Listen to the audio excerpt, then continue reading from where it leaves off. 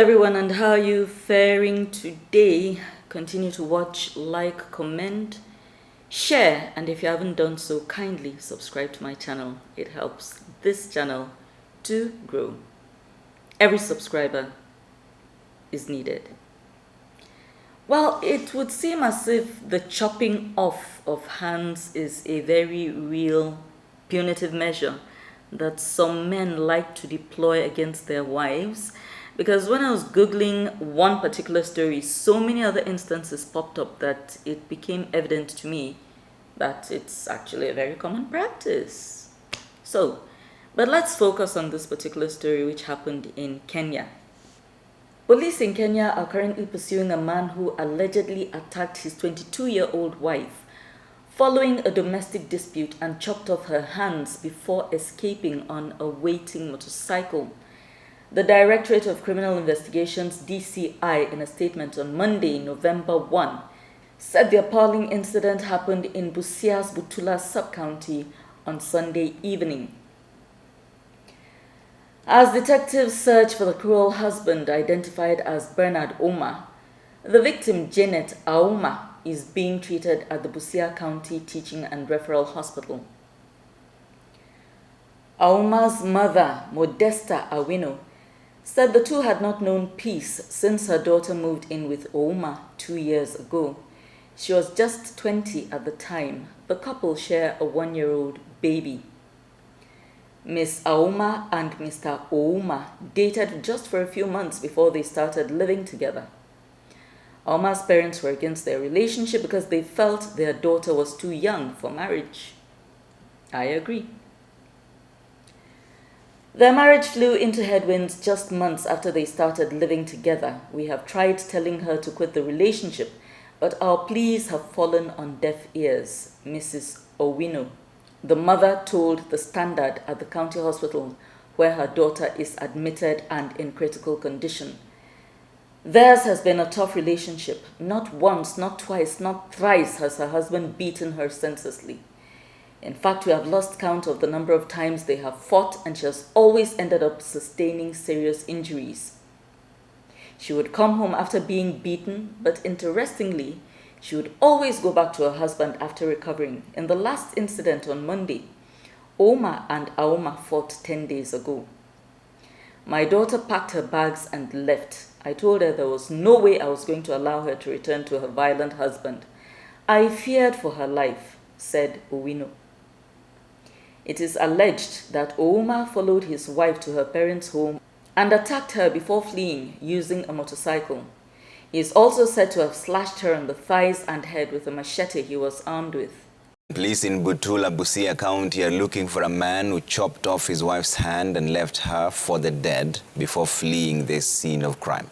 The 22-year-old woman sustained injuries on both arms and thigh. According to the victim's family, the couple often had disagreements, but they did not see matters escalating to an extent of leaving Janet Auma in a hospital bed without an arm. The family is calling on the police to apprehend the suspect identified as Bernard Puma, as they fear he would attack again. Those who witnessed the incident say that the man arrived on a motorcycle, attacked the mother of two, and left. The victim is receiving treatment at the Busia Referral Hospital as police continue to look for the suspect. On the fateful day, Ms. Owino said she had sent her daughter to collect firewood behind the house so they could make breakfast when Ouma reportedly pounced on her. I heard Auma screaming. I rushed to where she was picking firewood and found her lying in a pool of blood, unconscious.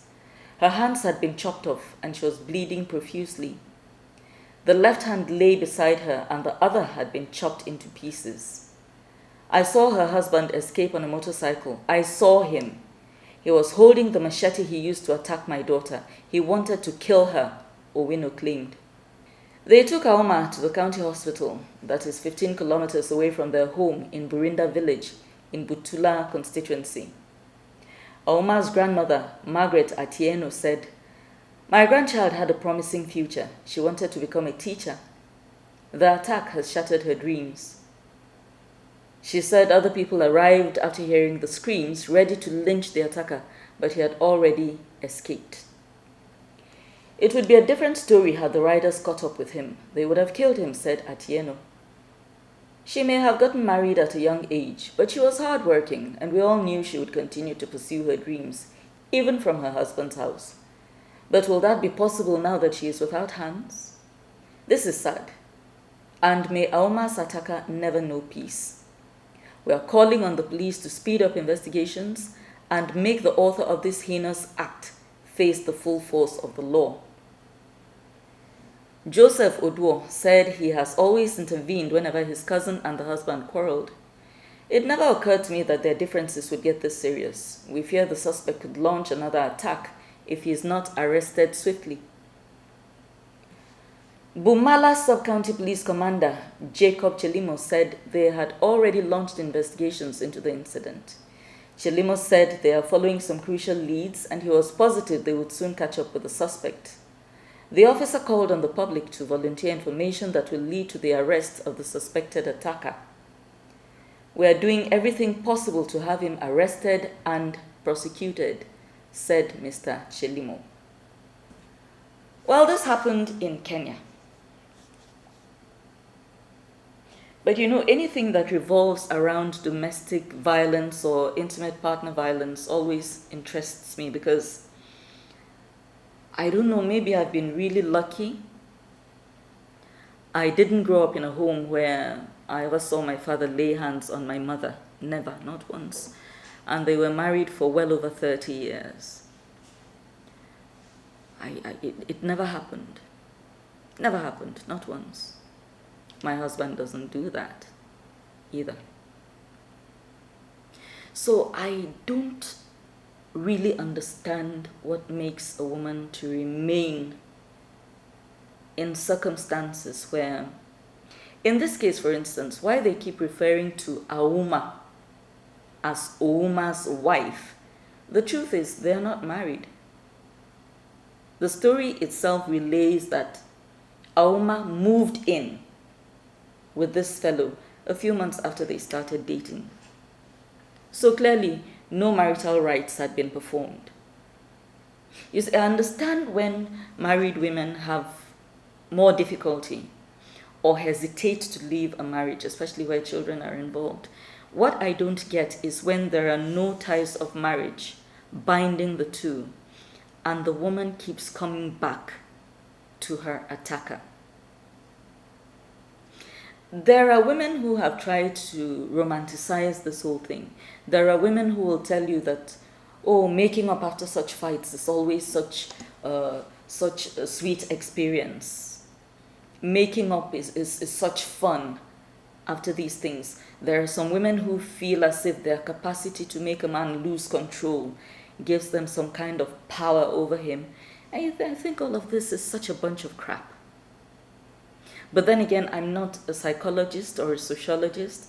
They probably have better insight, or even a psychiatrist. They probably have better insight into why women who are in such situations stick around and eventually come to this level of harm.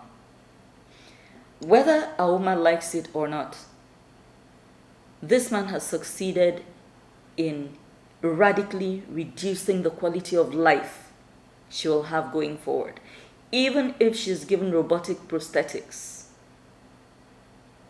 This is something she can never go beyond. This man has shattered her life and escaped, by the way. I'll keep following up the story. If there are any more updates, like if the police manage to get hold of him, I'll share. But in many instances, these men go scot-free and they're never found. Even here in Nigeria, there was an instance that happened some years ago where this lady, for her part, she actually left. She left when she couldn't handle it anymore.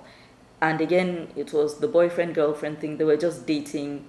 And this man followed her to her home, just as this person did. But in the Nigerian incident, I'll look for that story. In the Nigerian incident, this guy butchered the lady in question and her entire family and escaped. He escaped. This is somebody you are not married to. Ordinary boyfriend. It's not even the kind of instance where, in some instances, it's the parents of the girl that make her stay, especially if it's a marriage. They don't want the stigma associated with having a divorcee for a daughter. So some parents will actually physically take you back to your attacker. That happened a lot during my mother's generation. I don't know if it's still happening now. But there are many families that will not welcome back a daughter who is trying to leave her husband, forcing her to remain with this person. In those instances, I can understand. But when you are not even married, your family is supporting you to leave this person.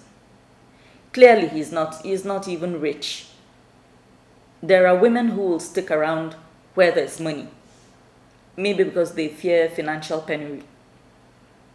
This person, they say he used a machete and he fled on a bike. Let's assume that he's not rich. So, some men will cynically reduce it to what happens in the bedroom. I don't think it's that basic. But whatever it is, for me, this is another teaching moment. I will always say, especially if you're not yet married to this person, a man who is able to raise his hand and strike you is somebody you need to leave. I don't care how short-tempered he is. I don't care what it was you did to aggravate him. He could walk away. He could break up with you. There are any other number of things he could do other than strike you. And another way you will know that he ordinarily can control himself is, he doesn't go around fighting people in the office, does he? Does he fight with his friends when he goes out to the bars and other places where they hang out? 9 out of 10 times the answer is no. Because in those instances, he knows he'll probably get trounced. But you see, when he comes home, where he knows that there is somebody feeble that he can oppress and suppress and downpress, all of a sudden he becomes Superman. I'll repeat it too. Even if he is wealthy, even if he is handsome and intelligent, whatever all those other qualities are that you are looking for, if he has all those qualities and he strikes you once, don't wait for him to lay a hand on you the second time. Cut your losses and run.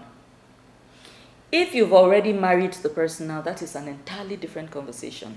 Because in marriage, it's a completely different ball game. It's not that easy.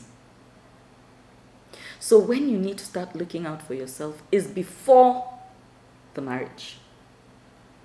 Before you make the mistake of making things permanent. We all lose our temper. Almost everybody, the most placid person on earth, will have something happen to them that will cause them to lose it. When you are involved with somebody who loses it and loses control at the same time, don't stick around. Just don't.